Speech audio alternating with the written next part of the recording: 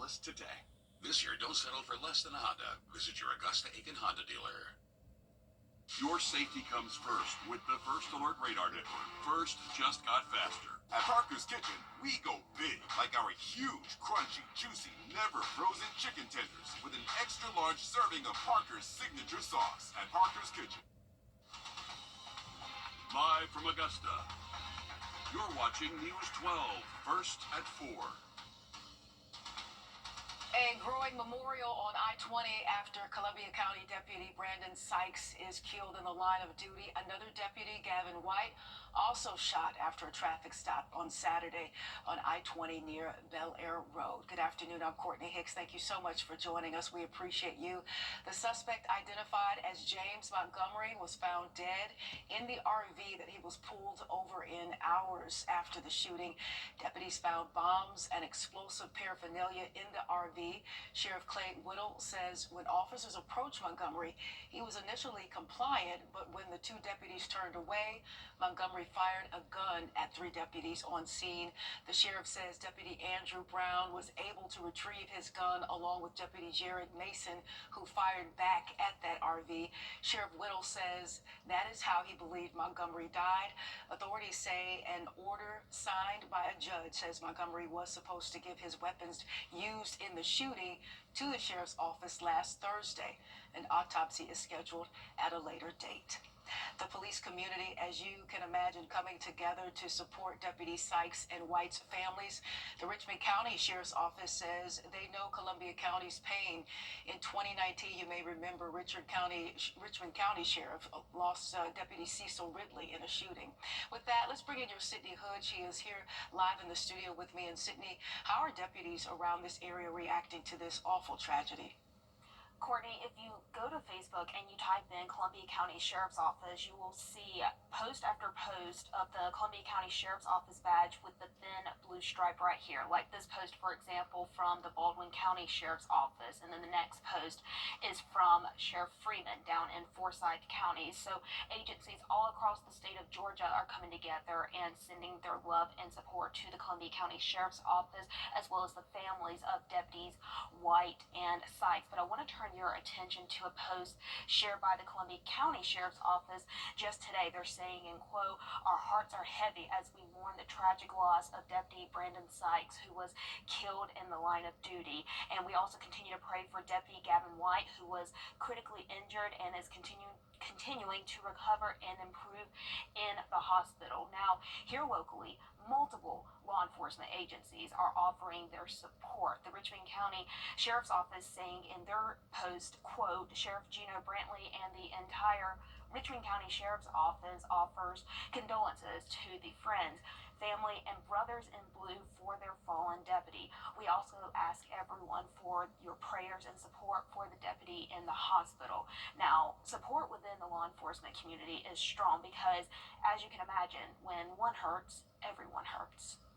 Anytime we lose someone in our law enforcement family, whether it's within our own agency, one of our neighboring agencies, or any agency across the country, we kind of feel it all the way down the ranks, and we feel it within. So it was definitely a tough weekend. And coming up all new on News 12 at 6 o'clock, how law enforcement is coming together to honor one of their own. All right, Sydney, thank you so much. We appreciate you this afternoon. We'll see you soon.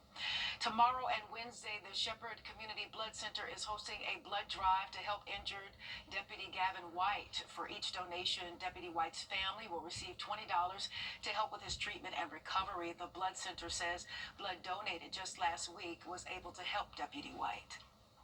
Their blood is what was used to help save Deputy White's life. They didn't know when they donated that it was going to go to an officer in need. And that's why it's important to donate regularly, because we never know when something like this will happen to a public servant or maybe even someone in our network, our friends or family. And you can donate at any blood center from 8 a.m. until 6 p.m. both days. We have a link to those centers on our website, wrdw.com. All right, so let's take a hard shift here and shift gears. We have warm, sunny days this week with rain maybe later on in the week. That is why we have your First Alert meteorologist, Emily Acton, in with a look at the forecast. Good to see you, Emily. Good to see you too, Courtney. I'm excited to It is going to be a beautiful first half of our week for us. Overnight tonight, we're going to be calm and cooling off a little bit. 54, that average overnight low. Before tomorrow, we're going to see sunny skies. We're going to warm up into those upper 70s by noon. By the time we hit that afternoon high, though, probably around 4 p.m., we'll see those highs in the lower 80s for us. But we are looking dry for the next couple of days. By the time we get into the end of the week, that's when rain chances come into play, and I'll tell you more about that, have it timed out for you, and your 7-day forecast coming up soon. Working all week this week. Thank you so much, Emily. A man wanted for multiple charges, including child molestation out of Florida, was arrested in Wilkes County last Thursday. 69-year-old William Allgood, seen here, was arrested for 3 counts of child molestation, production of child pornography, possession of pornography, and use of a two-way communication device. Investigators say he is in jail waiting extradition. And Governor Kemp signing multiple bills into law for schools, including some that would ensure fairness in school sports and improve education here in Georgia. One of the bills prohibits both males and females from competing on teams designated for the opposite gender and requires restrooms and changing areas to be just for one gender.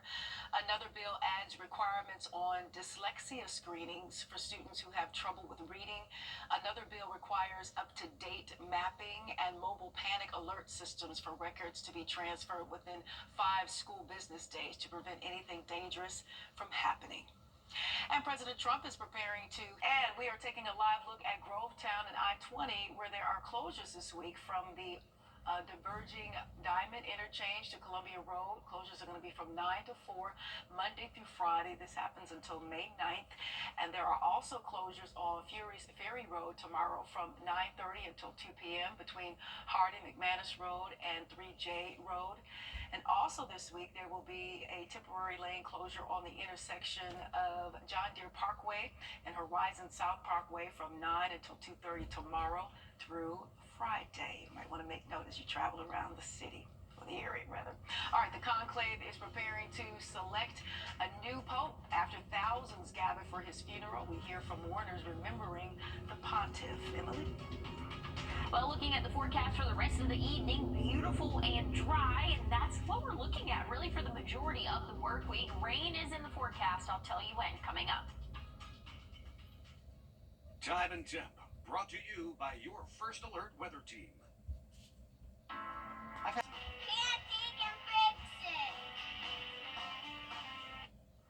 Well, we've had a beautiful afternoon. High temperatures in the low 80s for us, but cooling off overnight tonight. Tomorrow morning, we'll see those average lows in the middle 50s for us, right around that 55-degree mark. So it is going to be pretty chilly out there as we start off our Tuesday morning. But don't worry, by the time the afternoon rolls around, plenty of sunshine. We'll warm up, and that's what we're seeing right now. Not tracking anything really on the radar. Not a lot of cloud cover or any rainfall for us. So that's definitely some good news there as we continue throughout our work week again tomorrow. High temperatures pretty comparable to what we will see today, or what we have seen today.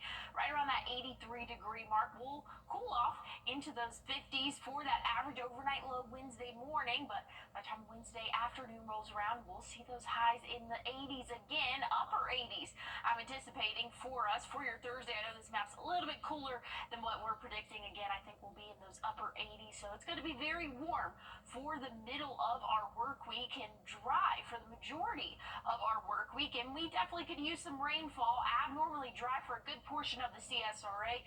Moderate drought conditions for other portions, but overall we're not doing too bad as we go throughout another dry period for us, at least until Friday.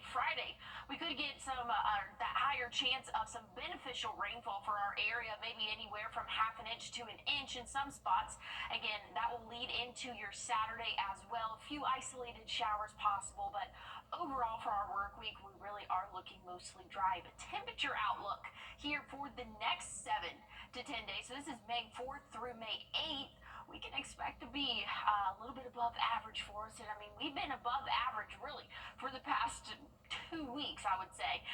Just ballpark there, but we are going to continue that trend, but maybe not as hot as what we have been seeing. I think we'll kind of coast it the lower 80s for us over the next couple of weeks. But again, that's what we're tracking for us here for the next couple of days. 84 tomorrow, 87 Wednesday, Thursday 88, and then those rain chances come into play for your Friday 86, 83. Saturday, small chance of showers there, and we're looking dry and sunny. Sunday and Monday, those highs only reaching 82 and 80, and overnight lows. It'll be pretty chilly waking up Sunday morning at 50, 53 for your Monday, so things are looking a little bit cooler once we get on that second half of that front pushing through that's bringing rainfall for us, Courtney. All right, we'll still take it. Thank you, Emily. And we do have breaking news this afternoon. South Carolina Department of Corrections Director Brian Sterling is stepping down after more than 11 years of service. He will now serve as the U.S. Attorney for the District of South Carolina. Sterling is the longest-serving prison director in the country. He was first appointed by former Governor Nikki Haley in 2013 and reappointed by Governor McMaster in 2019. And FEMA says it's closing down the Small Business Administration Recovery Center here in Augusta. The center at the McDuffie Woods Community Center on Old McDuffie Road will close at 6 p.m.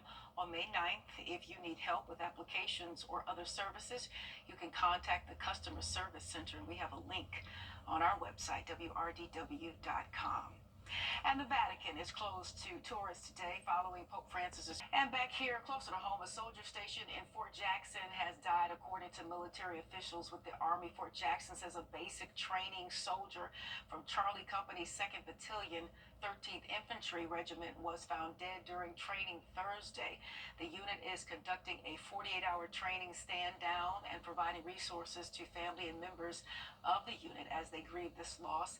The soldier's name is being withheld until the kin notification process is complete. And students at a school in Columbia are finally returning to the classroom following a deadly bus accident. This happened about 2 weeks ago. Students were returning from a field trip in Charlotte when that bus rolled over after a tire blew out. One student died and 11 others were hospitalized. District counselors, social workers, and others will be on hand to support students this week. And ahead of summer, one mom is advocating for more swim classes for children with autism. When and where you can take your kids for swim lessons this summer. We'll have those details. Emily? Well, beautiful evening for us, sitting at 82 right now, sunny skies, and that's really going to continue for the majority of our work week. I'll have a check on your 7-day forecast, and there's some rain in it coming up. First Alert Radar. Kids. Well, here's a look at the next 7 days for us. Pretty seasonable for this time of year, maybe a little bit above average when we get into the middle of the work week. 87 Wednesday, Thursday 88. Showers, though, are in the forecast for us, and that's going to come Friday. We can anticipate seeing a few isolated showers and thunderstorms. Some could be on the stronger side of things, but again, this is not an exact model of what we will see, but just kind of giving you an estimate. It looks like the second half of the day is going to be a lot wetter than the first half, so you might be able to get some outdoor activities done for the first half of your day Friday, but second half, that's when those showers and thunderstorms look to be moving in. We'll have more fine-tune on this as we get closer to time. Your weekend looks a little bit messy for your Saturday, a few isolated showers and thunderstorms, but by the time Sunday rolls around, we'll be in the low 80s, sunny to start off our work week next week.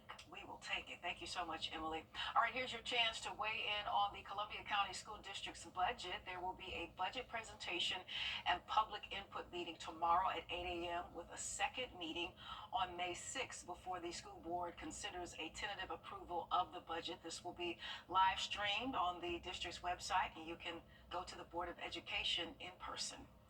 As summer approaches, there are concerns when it comes to safety in the water for children. Next month, there will be a swimming class in honor of this little guy here, Izzy Scott, who drowned in a backyard swimming pool back in 2022. There will be water safety sessions, a resource fair, all at the Kroc Center in Augusta. This will be from 9 a.m. until 1 p.m.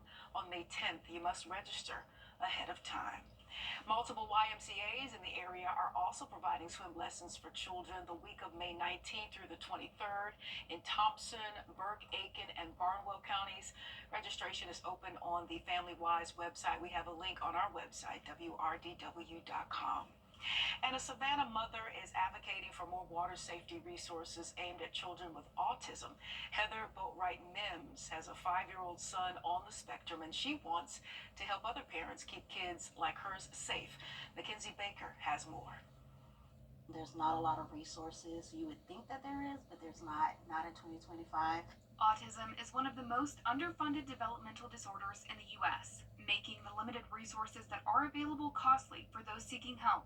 That worries Heather Boatwright Mims, especially after her 5-year-old son's recent autism diagnosis. Since finding out in March, Heather has been looking for resources to help Matthew, including swimming lessons, which have been both hard to find and expensive in Savannah. Heather says she's finally found some relief at the JEA, where instructors were willing to work with Matthew one-on-one. God forbid if my son does, go missing, I know for a fact if he had that under his belt as far as having lessons, the chances of drowning are less. Children with autism are 160 times more likely to drown than other children, simply by wandering off and into bodies of water. That's why water safety is important. Matthew's swimming lessons have already taught him how to get in and out of the pool safely and several tricks to keep him afloat. Heather wants to help other children do the same. She's reached out to a few organizations about hosting a swim class for kids on the spectrum, with no takers on the idea just yet. She hopes sharing her and Matthew's story will change that and build up the community at the same time. When you are in programs that are like these, there's a solidarity with you along with your child. There's other parents just like me, and I feel like when you have that also builds smaller communities, and it also raises awareness. In Savannah, Mackenzie Baker, WTOC News. And if you offer swimming lessons to children with autism, you can register your class on the National Autism Association's website, which can be found on our website, wrdw.com. This allows you to know what resources are available. Well, looking at the forecast overnight tonight, we'll drop off into those lower 50s for us. Patches of fog possible. I'll have a look at your full forecast, though, coming up. I'm Austin Jackson, and for me, keeping it local really matters. Like when you're hungry. It's tough to beat a great meal at your favorite local spot. Well, if you've been injured, keeping it local matters even more. You need a law firm with experience in our area's courtrooms and a track record you can trust. The CSRA has always been my home. People know my law firm for work in the community as well as for our life-changing results. That's local experience you can count on. If you've been injured, call Austin Jackson, the Augusta guy, 706-724-7224. This is Kathy. Well, here's one last look. Struck him out. 10 strikeouts for Strider. The RBI singles, double plays, triple threats. 3-run home run. Moments that make you nervous, and the ones that keep you coming back for more. As clutch as it gets. No matter what your favorite Braves moment is, it happens here. Peachtree Sports Network. The Braves play here. Well, here's one last look at our 7-day forecast for this half hour. We're seeing 84 tomorrow, 87 Wednesday, Thursday. We're going to see 88, so very warm for the middle of our work week. By the time we get to Friday, chances of showers and thunderstorms moving in for us. I think all of us will at least see some sort of rainfall for our area.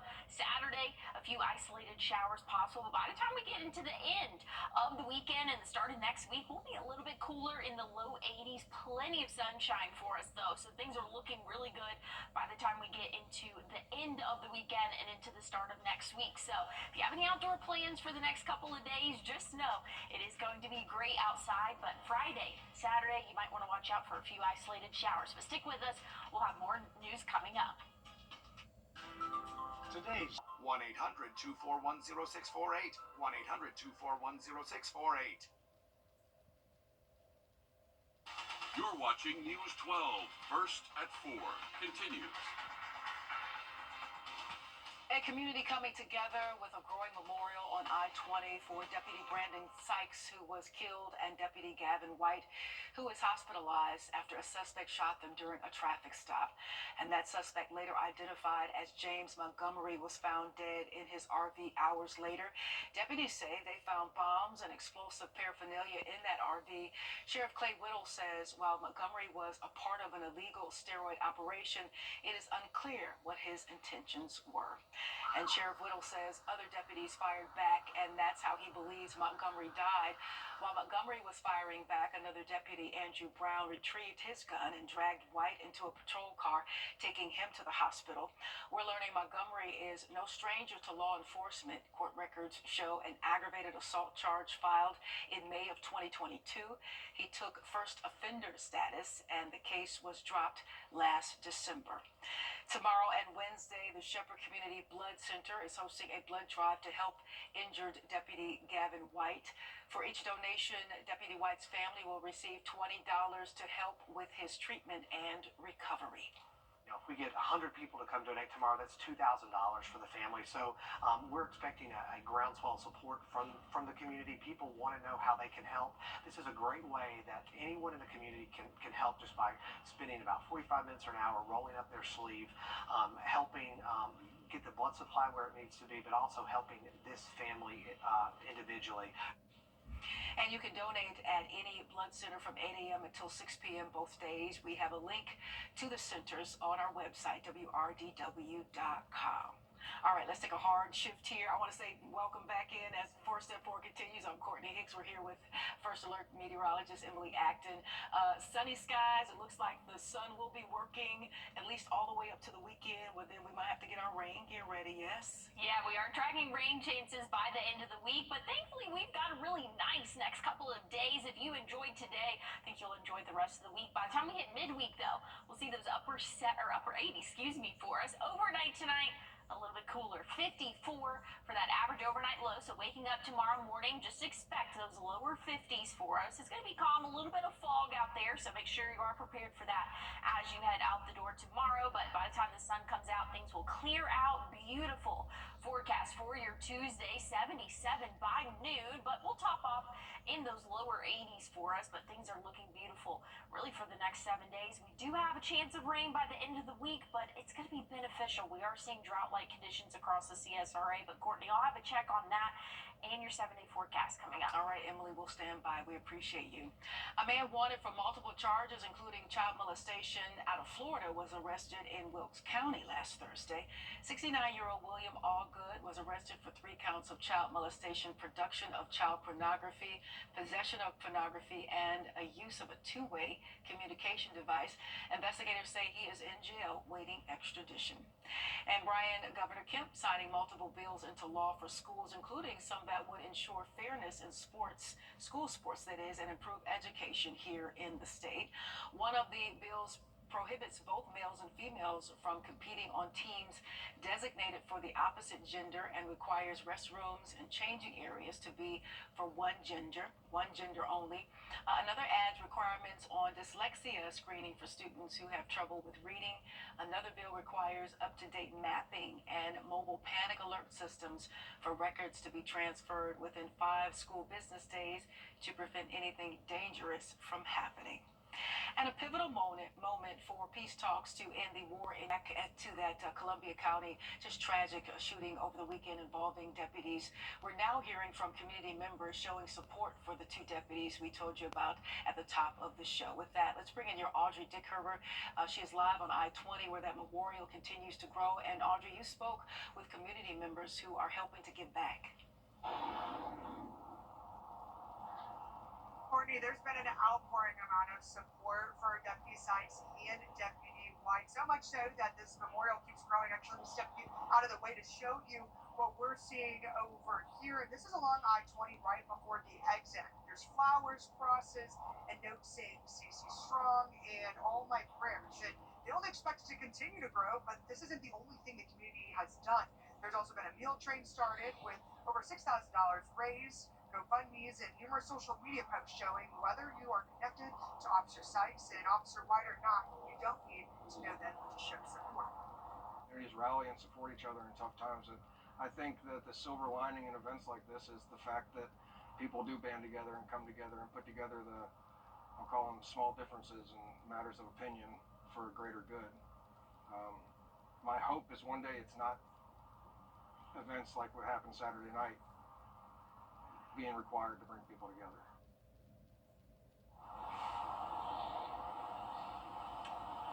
And this just truly shows just how much people are coming together. And I know we're continuing to hear just even about more things happening in the future, more people coming together in the community wanting to help out however they can.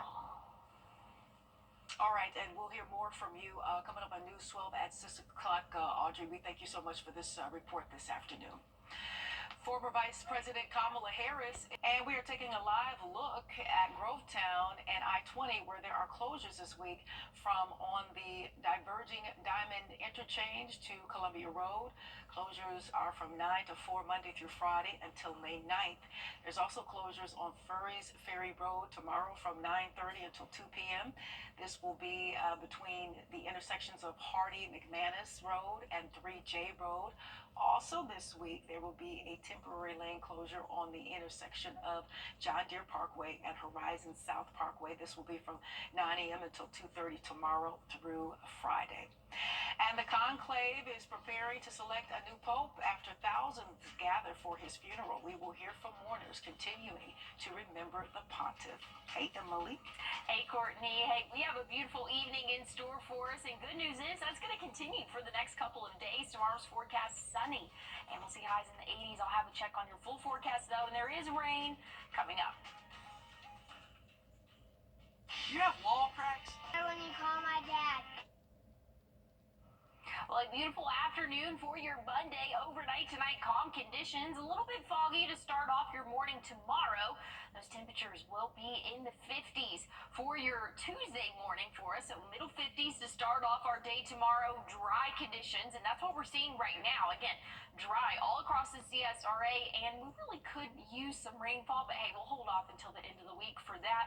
Warming up into those lower 80s for your afternoon tomorrow, then cooling off into those 60s and 50s really for us for the start of your day Wednesday. Probably right around that 60-degree mark for that average overnight low, warming back up into the 80s for us. And then by Thursday, we're really just a copy and paste forecast, bumping up a little bit.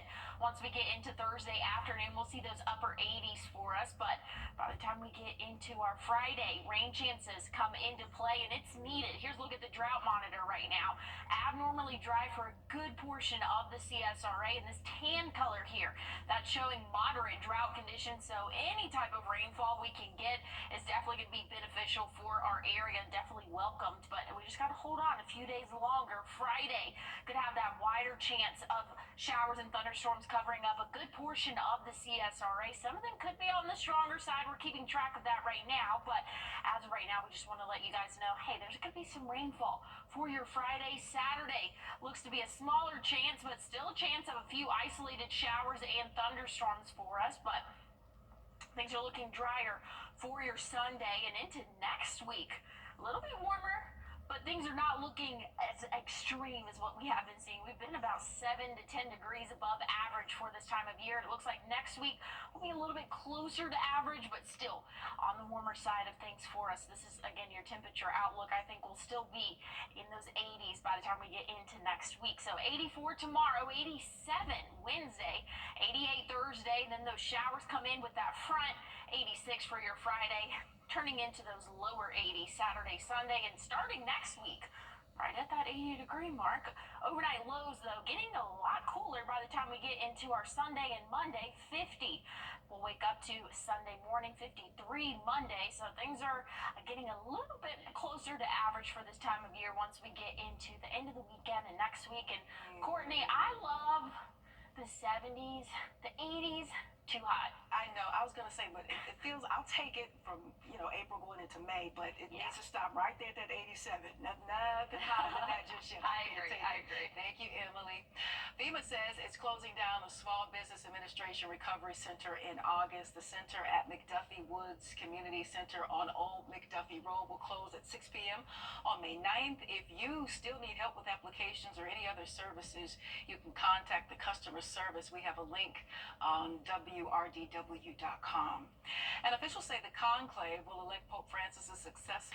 A soldier stationed at Fort Jackson has died, according to Army officials. Fort Jackson says a basic training soldier from Charlie Company, 2nd Battalion, 13th Infantry Regiment, was found dead during training this Thursday. The unit is conducting a 48-hour training stand down and providing resources to family and members of the unit who are grieving this loss. Now, the soldier's name is being withheld until family is notified. And students at a Columbia school are finally returning to the classroom following a deadly bus accident 2 weeks ago. Students were returning from a field trip in Charlotte when that bus rolled over after a tire blew out. One student died and 11 others were hospitalized. District counselors, social workers, and others will be on hand to support students this week. And at least one person is dead and several others are injured following a hit-and-run accident between a boat and a ferry. This happened in Florida. Now, authorities say a private boat plowed into a ferry with 45 people on board near a bridge in Clearwater last night before fleeing the scene. 6 patients on the ferry were trauma alerts, with 2 transported to the hospital by helicopter. The accident came at the end of a 17-day sugar sand festival, with many taking the ferry for the event. All of a sudden, we heard the first mate yelling, hey, hey, hey, and then we looked back behind us, and this big yacht just came through the boat. Mayday, mayday, mayday. There's been a boat collision. Clearwater Ferry is adrift. Oh my goodness. Now, the Coast Guard says it identified the boat involved and the 6 people on board were not injured. Fish and wildlife officials are investigating what went wrong. And with many of us doing online shopping, we can often be at risk for scammers. We have advice on how you can protect your accounts and apps coming up. Emily? Well, we are looking warm and dry for the first half of our work week. Rain is in the forecast, and I'll have a check on that in your 7-day coming up. Having the Parker's Kitchen, we go big. Our catfish sandwich. It's huge, bigger than the bun, with an extra large serving of Parker's signature sauce. At Parker's Kitchen, the First Alert team, named best in Georgia. Well, here's a look at the next 7 days for us. 84 tomorrow before we bump up into those upper 80s for Wednesday, Thursday, 88 for your Thursday afternoon. Showers are possible by the time we move into the second half of our day Friday. So just know the majority of the day is looking dry, but by the time we hit those afternoon and late evening hours, showers are going to be moving into our area. Even a couple thunderstorms are expected. We're going to keep track of that as we go throughout the rest of our work week for us. Saturday, a few isolated showers and thunderstorms possible, but again, looking mostly dry for us. Sunday, Monday, beautiful. And hey, check out those overnight lows Sunday. 50 degrees for our wake-up temperature, 53 on Monday. So things are cooling off before we get into the start of next week. But just know we got to get through a couple of days of those upper 80s for us. Again, Wednesday, Thursday, upper 80s. So it's going to be hot here for just a second, and then we'll drop back down, Courtney. All right, I'll be looking forward to that drop. Trust and believe. Thank you, Emily. All right, you have a chance to, speaking of dropping, to weigh in on the Columbia County School District's budget. There will be a budget presentation and public input meeting tomorrow. There's going to be at 8 a.m. with a second meeting on May the 6th. This is going to be before the school board considers a tentative approval of that budget. This will be live streamed on the district's website, and you can go to the Board of Education in person as well. And as summer approaches, there are concerns when it comes to children swimming. Next month, there will be a swimming class in honor of this little angel here, Izzy Scott, who drowned in a backyard swimming pool back in 2022 in Burke County. There will be water safety sessions, a resource fair. It's happening at the Kroc Center in Augusta. This will be from 9 a.m. until 1 p.m. on May 10th. You must register ahead of time. And multiple YMCAs in the area are also providing swim lessons for children the week of May 19th. It's going to run through the 23rd in Thompson, Burke, Aiken, and Barnwell counties. Registration is open on the Family Wise website. We, of course, have a link on our website, wrdw.com. And with all the scams going around, people losing out, it is definitely time to protect your digital footprint. In this Watching Your Wallet, consumer investigator Rachel DePompa talks to a social media expert about ways to keep scammers from getting you. We all have pretty extensive digital footprints these days. That's the trail of data that comes from the websites you visit, the emails you send, the apps you download, and the social media accounts you create.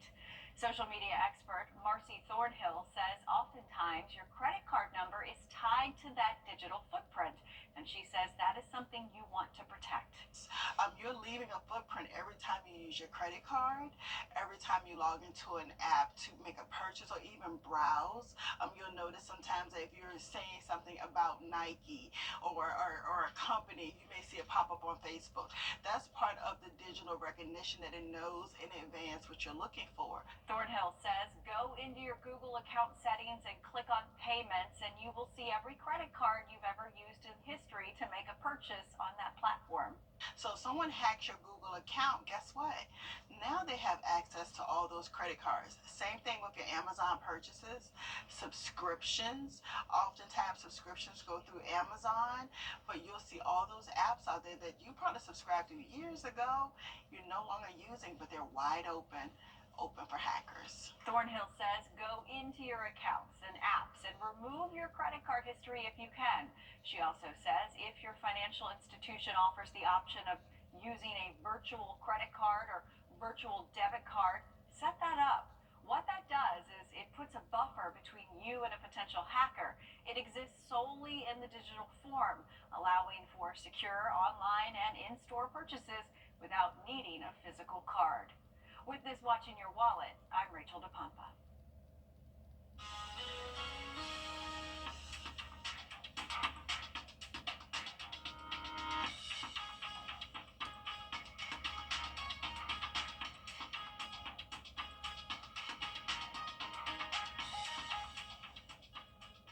Great Deal Construction.